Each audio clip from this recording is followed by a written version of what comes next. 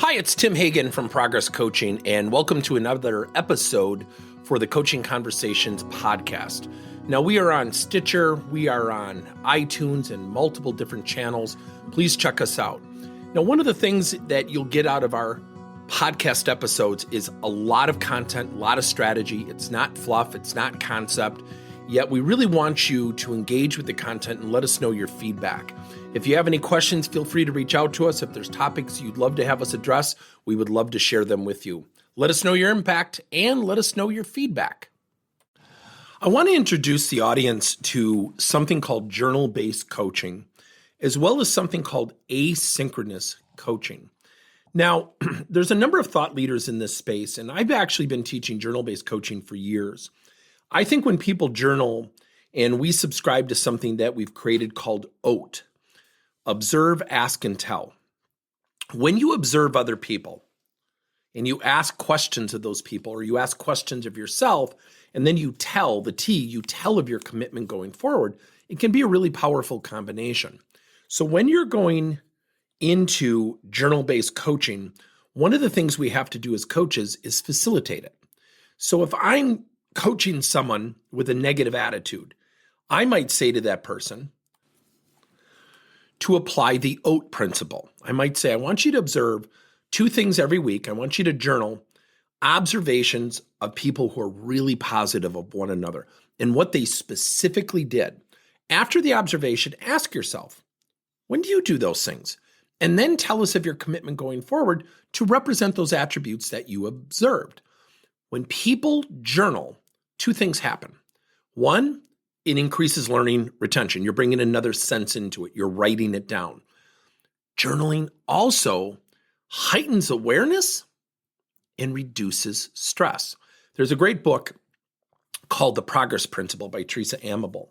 And she used what she calls a diarist, but it's really a form of journaling where people journaled every day where they were progressing, where they were having improvement. And she found out about 76% of people were at their most motivated state when they were getting better in their jobs or progressing. So it begs the question, how did they uncover that? They journaled every single day. And I think it was like for 90 days. And what's amazing about that is when you journal and you look down and you realize what you've journaled and you write it down, you're more committed to it, you're more aware of it, and it reduces stress. And you do this on an ongoing basis, you start to create innate habits. Now, when you mention journaling to people, especially guys, we equate it to a diary. Yet when you observe other people, when you journal, you become your own coach. It cannot be stressed enough. You become your own coach. And when you become your own coach, you develop self-awareness. 85% of people significantly lack self-awareness. It is the great detriment to people's personal development. If we are not committed to looking in the mirror, we'll never look at a mirror. If you don't look in the mirror, you're never going to be honest with yourself.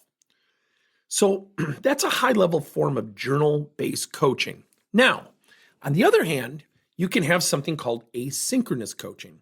So the coach I work with, Philip, we don't typically schedule time with each other. We don't schedule time with each other. What we typically do is we will share messages. He's in our Slack channel.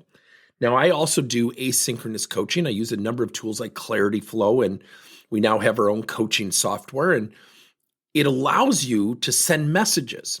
One of the things about asynchronous coaching is if you make it a requirement or make it a framework of communication, such as Monday, Wednesday, and Friday, tell of 2 successes you had as a leader and maybe one that was a hindrance. And if people share that for like 2-3 minutes, 2-3 times a week, call it 6 minutes a week, then they can get feedback and insight from their coach. Here's the cool thing.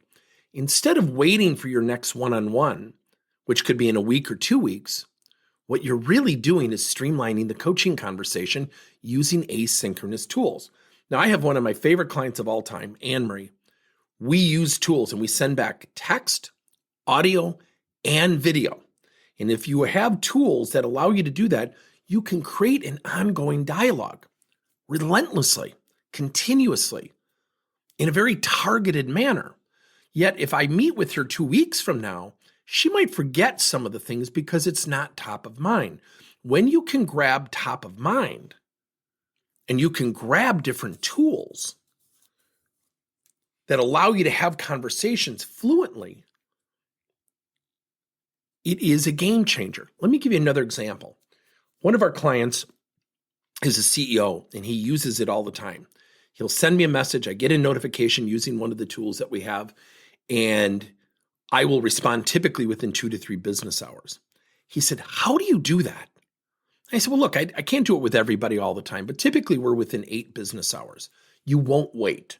That's why when you start a combination of journal-based coaching, and then they use their journals and they start to communicate it to you in an asynchronous manner, and you have an application or a platform that allows you to respond in a quick and ready-made fashion that's easy to communicate, you start to create this ongoing dialogue.